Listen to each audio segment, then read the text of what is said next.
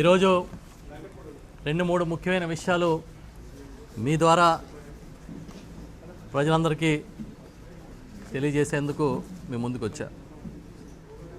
ప్రధానంగా నిన్న కాకినాడ పోర్టుకి డిప్యూటీ చీఫ్ మినిస్టర్ గారు పవన్ కళ్యాణ్ గారు వచ్చారు. పవన్ కళ్యాణ్ వచ్చి అక్కడ బియ్యం ఎగుమతులకు సంబంధించి అక్కడ ఏమేమి చేశారో, ఏ విధంగా అక్కడ అధికారులతో మాట్లాడడం కానీ, ప్రెస్ మీట్లో ఆయన అభిప్రాయాలు చెప్పడం కానీ చూసాం. అంతా చూసిన తర్వాత పవన్ కళ్యాణ్ గారి ఆవేదన, ఆయన మాటల్లో ఆవేదన కూడా గమనించడం జరిగింది. ఎందుకంటే ఈ ప్రభుత్వం వచ్చి సుమారు 6 నెలలు అవుతుంది. 6 నెలల నుంచి ఈ పోర్టుకి వస్తానంటే నన్ను ఆపేస్తూ ఉన్నారని సాక్షాత్ ఒక డిప్యూటీ సీఎం చెప్పారు.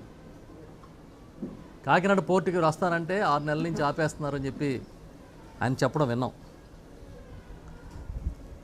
అసలు ఈ ప్రభుత్వం వచ్చినప్పటి నుంచి కూడా బియ్యం ఎగుమతులు, కాకినాడ పోర్టులో కార్యకలాపాల మీద ప్రత్యేకమైన దృష్టి పెట్టారనే విషయం అందరికీ తెలుసు, బహిరంగం. అది అధికారంలోకి వచ్చిన సుమారు 15 రోజులు 20 రోజులకే సివిల్ సప్లైస్ మినిస్టర్గా ఉన్న నాదెండ్ల మనోహర్ గారు రావడం, ఆయన ఈ బియ్యం నిల్వల మీద స్వయంగా దాడులు చేయడం, సుమారు 53,000 54,000 టన్నుల బియ్యాన్ని సీజ్ చేయడం జరిగినట్టుగా మేము కూడా వార్తల్లో చూసాం.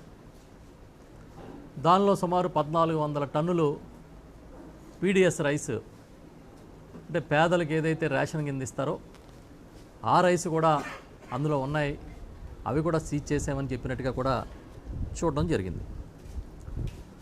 తర్వాత మళ్ళీ అడపాదడపా పోర్టులో బియ్యం ఎగుమతుల్లో అక్రమాలు నిరోధించడానికి ప్రభుత్వం చర్యలు తీసుకుంటుందనేది వార్తల్లో చూస్తూ ఉన్నాం.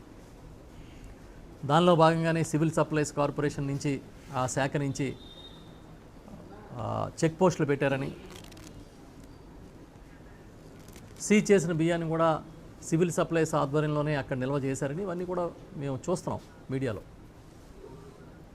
సడన్గా మళ్ళీ నిన్న ఒక 5-6 రోజుల నుంచి అనుకుంటా మళ్ళీ ఈ వార్తలన్నీ కూడా వస్తూ ఉన్నాయి. అందులో సివిల్ సప్లైస్ కార్పొరేషన్ చైర్మన్గా ఉన్న తోట సుధీర్ గారు కొన్ని లారీలు బియ్యం, అక్రమ బియ్యాన్ని, పీడిఎస్ బియ్యాన్ని పట్టుకున్నారని ఒక వార్తలు వచ్చినాయి. అవి కూడా తెలంగాణ నుంచి వస్తున్నాయని చెప్పినట్టుగా చూశాను.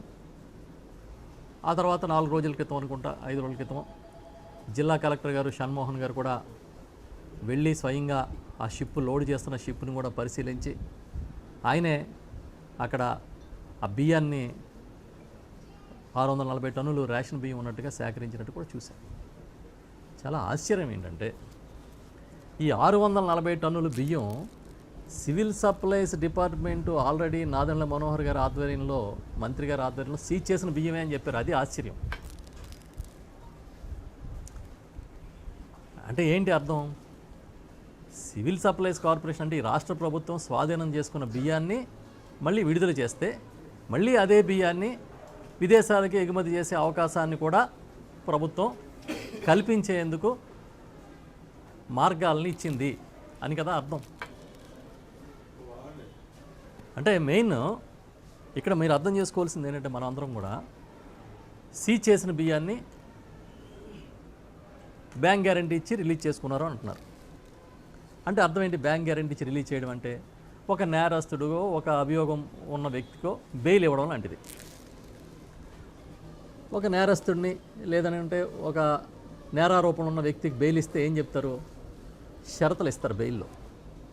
ఇదిగో ఈయన రోజు వచ్చి పోలీస్ స్టేషన్లో సంతకం పెట్టాలనో, లేకపోతే ఈయన విదేశాలకు వెళ్ళకూడదనో షరతులు ఇస్తారు.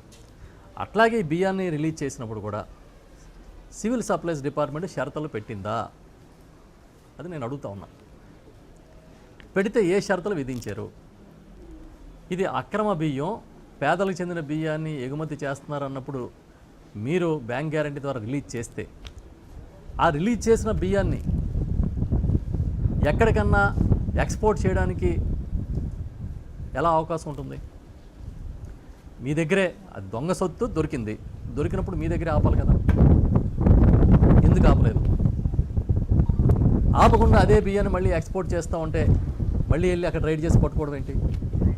అంటే ఎక్కడుంది? ఎవరి మధ్య ఈ అవగాహన ఒప్పందాలు ఉన్నాయి? అధికారులు ఏం చేస్తున్నారు? ఎక్కడ ఏ పోర్టులో లేని విధంగా మీరు అక్కడ 2 చెక్ పోస్టులు పెట్టారు.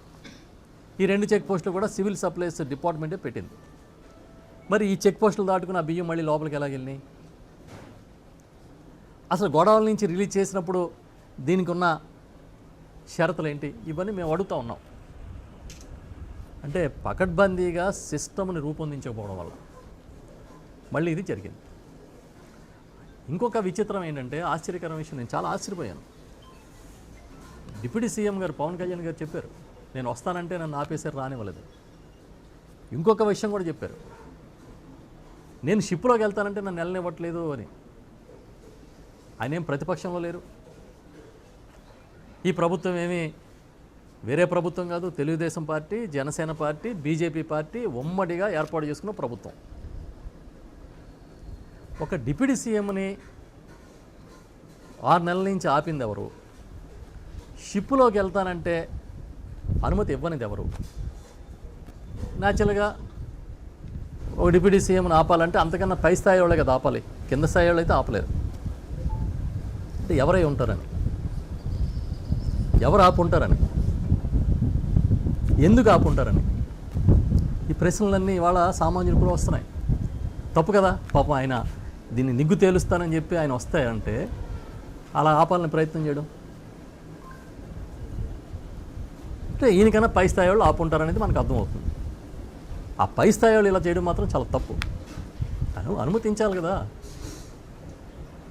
ఇవాళ ఆయన వచ్చారు పాపం, ఆయన చెప్పాడు, నేను ప్రెస్ మీట్లో కూడా చూశాను, ఆ షిప్పుల దగ్గరికి వెళ్ళనివ్వలేదు, చిన్న చిన్న డాక్స్ కూడా వెళ్తూ ఉన్నాయి, మాది ఎందుకు అనుమతించలేదని ఆయన అడుగుతూ ఉన్నారు అధికారులను.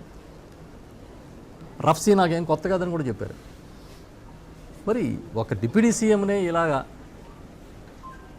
అక్కడ పరిశీలనకు వస్తే ఆపితే మిగతా వాళ్ళ పరిస్థితి ఏంటి? ఇవన్నీ కదా ప్రశ్నలు వస్తూ ఉన్నాయి. ప్రధానంగా నేనేమడుగుతూ ఉన్నానంటే, ఇవాళ ఈ రాష్ట్రంలో ప్రధానంగా నడుస్తున్న పోర్టులు ఒక 5. ఒకటి విశాఖపట్నం పోర్ట్ ట్రస్ట్, కేంద్ర ప్రభుత్వం ఆధీనంలో నడుస్తుంది. 2 కాకినాడ యాంకరేజ్ పోర్టు, రాష్ట్ర ప్రభుత్వం ఆధీనంలో నడుస్తుంది. గంగవరం పోర్టు, కృష్ణపట్నం పోర్టు అదాని ఆధ్వర్యంలో నడుస్తున్నాయి. కాకినాడ సీ పోర్టు వేరే company, see ports limited company ఆధ్వర్యంలో నడుస్తున్నాయి. ఇప్పుడు ఈ అక్రమాలు జరుగుతున్నాయి అనేదంతా కూడా రాష్ట్ర ప్రభుత్వ ఆధీనంలో జరుగుతున్న పోర్టులోనే. ఉన్న ఒక్క పోర్టుని రాష్ట్ర ప్రభుత్వం సక్రమంగా నిర్వహించలేకపోతుందా? ఇదో పెద్ద ప్రశ్న ఇది.